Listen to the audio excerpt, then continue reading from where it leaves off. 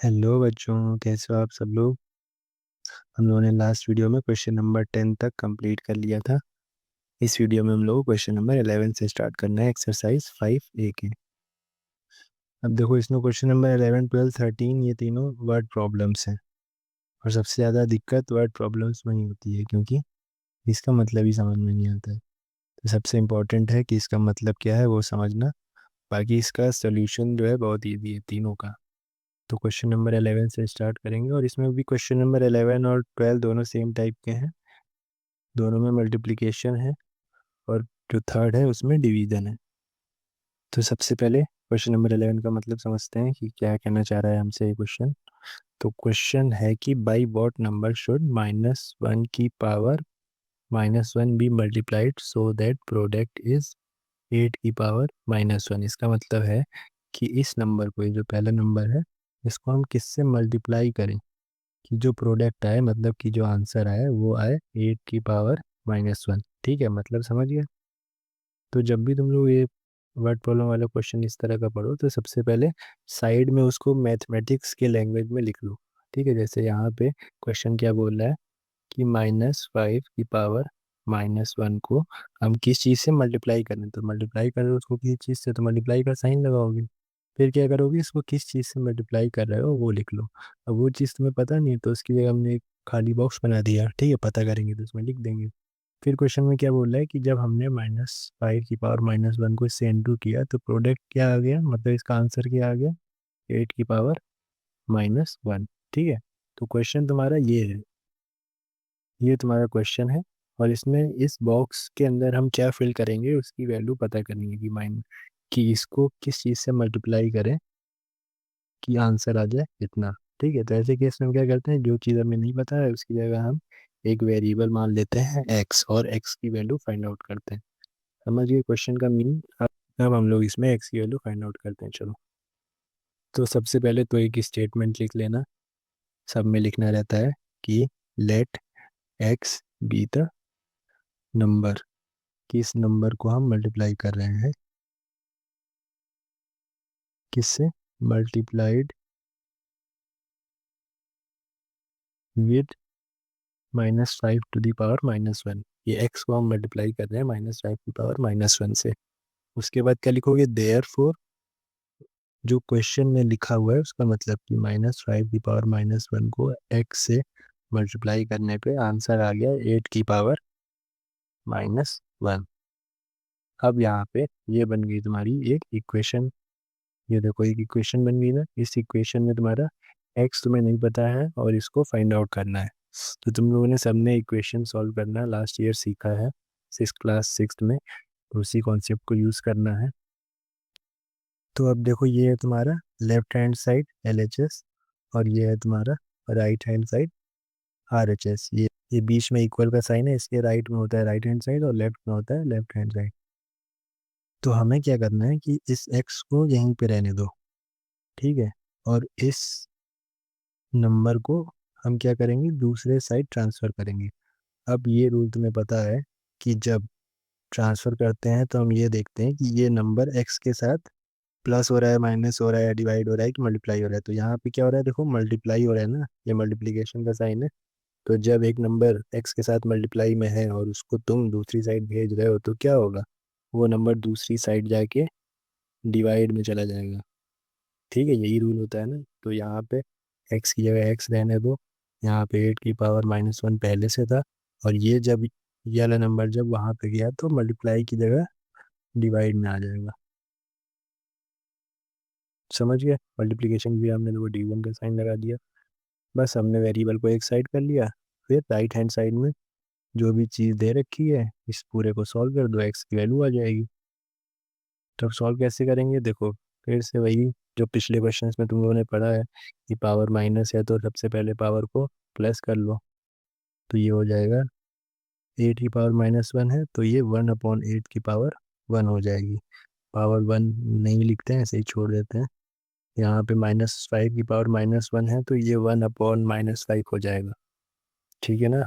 अब देखो यहाँ पे दो फ्रैक्शंस आ गए, एक फ्रैक्शन ये, दूसरा फ्रैक्शन ये, और दोनों आपस में डिवाइड है। तो दोनों को डिवाइड कर लो। कैसे करते हैं, पहले फ्रैक्शन को एज इट इज लिख दिया, डिवाइड किया, मल्टीप्लाई का साइन लगा दिया और दूसरे फ्रैक्शन को उल्टा कर दिया, -5 ऊपर और 1 नीचे। बस अब इन दोनों को मल्टीप्लाई कर लो। मल्टीप्लाई कैसे करते हैं? ऊपर वाले नंबर को ऊपर से, नीचे वाले नंबर को नीचे से। तो ये हो गया -5/8। तो एक्स की क्या वैल्यू आ गई? एक्स की वैल्यू आ गई -5/8। ये तुम्हारा हो जाएगा आंसर। मतलब यहाँ पे अगर तुम -5/8 रखोगे और इन दोनों को मल्टीप्लाई करोगे तो तुम्हारा आंसर ये आ जाएगा। ठीक है, समझ गए ये क्वेश्चन? अब देखो क्वेश्चन नंबर 12 में भी सेम चीज़ करनी है कि 3 की पावर -3 को हम किससे मल्टीप्लाई करें कि आंसर आ जाए 4। तो यहाँ पे भी सबसे पहले स्टेटमेंट बना लो। ठीक है, साइड में बना लेना। क्या था कि 3 की पावर -3 को हम किस नंबर से मल्टीप्लाई करें कि आंसर आ जाए 4। तो क्वेश्चन में ये तुम्हारा पूछ रहा है और ये जो नंबर पता करना है उसको तुम एक्स मान लो। समझिए? तो इसको अब हम सॉल्व करते हैं। सबसे पहले तो वही स्टेटमेंट लिख लेना है कि let X be the number multiplied with 3 की पावर -3। उसके बाद देयरफॉर, उसका मतलब 3 की पावर -3 से हम एक्स मल्टीप्लाई कर रहे हैं तो क्या आ जा रहा है? 4 आ जा रहा है। तो हमें यहाँ पे फाइंड आउट क्या करना है? एक्स की वैल्यू। सेम वही काम करना है, यहाँ पे एक्स को यहीं पे रहने दो, साथ में उसके ये मल्टीप्लाई में इसको दूसरी साइड भेज दो, डिवाइड में चला जाएगा। देखो एक्स यहीं रहने दिया और यहाँ पहले से लिखा था, इसको यहाँ लेके आया तो मल्टीप्लाई दो, डिवाइड पे साइन लगा दो और 3 की पावर -3 था उसको उसकी तरह लिख दो। अब एक्स की वैल्यू चाहिए, उसको सॉल्व करो। कैसे सॉल्व करोगे? देखो सबसे पहले जो पावर माइनस है उसको प्लस कर लो, तभी सॉल्व कर पाओगे। तो 4/, ये 3 की पावर -3 है, प्लस करोगे तो 3 1/3 हो जाएगा उसकी पावर 3। अब 1/3 की वैल्यू कितनी होती है? इसकी वैल्यू कितनी होती है? 1/3 को 3 बार इंटू कर लो। 3 बार इंटू कर लोगे तो क्या आएगा बताओ? 3 3 9 3 27, मतलब 1/27। फिर तुम्हें डिवाइड करना है। अब डिवाइड करना है, यहाँ पे फ्रैक्शन है लेकिन यहाँ पे फ्रैक्शन नहीं है, यहाँ पे तो बस होल लिखा है। तो क्या करो, इसको भी फ्रैक्शन बना लो। कैसे? नीचे 1 लगा के। फिर फिर उसके बाद जब डिवीजन करते हैं तो कैसे करते हैं? पहले वाले फ्रैक्शन को एलसीएम लिखते हैं, डिवाइड के बाद मल्टीप्लाई का साइन, और बीच वालों को उल्टा कर देते हैं। 1/27 को 27/1। ठीक है, अब इसको मल्टीप्लाई करोगे तो बोल जाएगा 4 × 27, लेकिन नीचे तो 1 × 1 है, नीचे 1। 27 को 4 से इंटू करने पे बिल्कुल 7 हो गया। 28 होता है 2 कैरी, और 2 4 जा 8 और 2 10। तो एक्स की वैल्यू क्या आ जाएगी तुम्हारी? Therefore X will be equal to 100। Therefore X will be equal to 108। ये हो जाएगा तुम्हारा आंसर क्वेश्चन नंबर 12 का। ठीक है, क्वेश्चन नंबर 11 12 एकदम सेम तरीके से कोई भी एक समझ लोगे तो दूसरा तुम्हें क्लियर हो जाएगा। नेक्स्ट क्वेश्चन नंबर 13, इसमें मल्टीप्लाई या डिवाइड करना। देखो क्वेश्चन नंबर 13 में भी वही है, by what number should -30 to the power -1 भी डिवाइडेड। यहाँ पे बस डिवीजन करना है टू गेट 6 की पावर -1। जो to get, to obtain the product is, तीनों का मतलब सेम है कि उसका आंसर आ रहा है इतना। ठीक है, माइनस इस नंबर को इससे डिवाइड कर रहे हो तो आंसर तुम्हारा ये आ रहा है। तो इसको भी सबसे पहले ऐसे मैथमेटिकल स्टेटमेंट के फॉर्म में लिख देना है।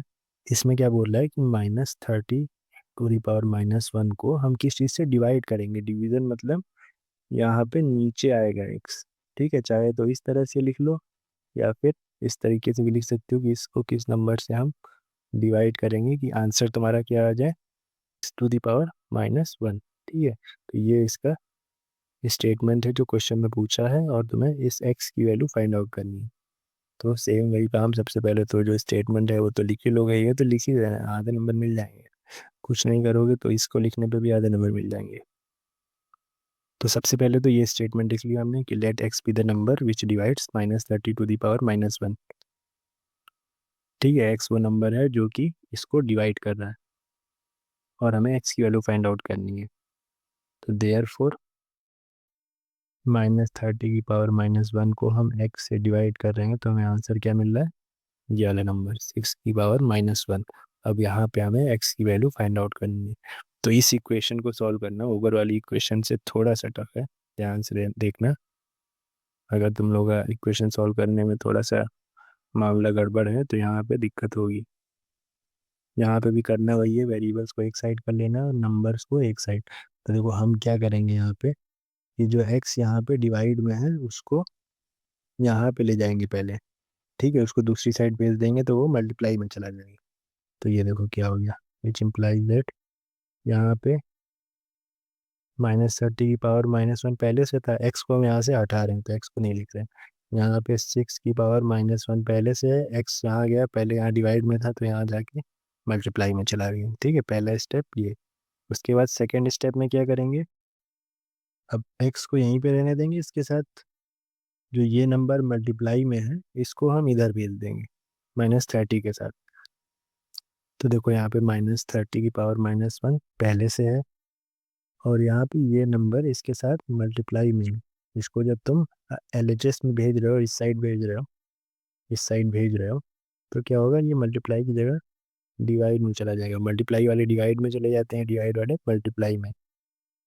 डिवाइडेड बाई 6 की पावर -1, और यहाँ पे इक्वल का साइन था और यहाँ पे बस x बच गया, ठीक है। तो अब देखो इसको सॉल्व कर दोगे तो तुम्हारा x की वैल्यू आ जाएगी।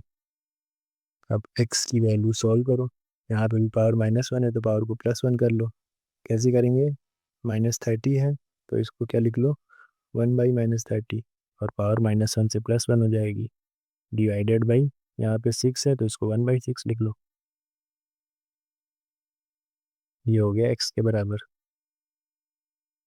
अब देखो इन दोनों को डिवाइड करना है तो पहले वाले फ्रैक्शन को एज इट इज लिख लो, 1/-30, डिवाइड किया मल्टीप्लाई का साइन, और दूसरे वाले फ्रैक्शन को उल्टा करके लिख दो, ये हो जाएगा 6/1 इक्वल टू x, ठीक है। अब उन दोनों फ्रैक्शंस को मल्टीप्लाई कर लो, इसको और इसको मल्टीप्लाई करोगे तो ऊपर वाले नंबर्स को मल्टीप्लाई और नीचे वाले नंबर्स को मल्टीप्लाई।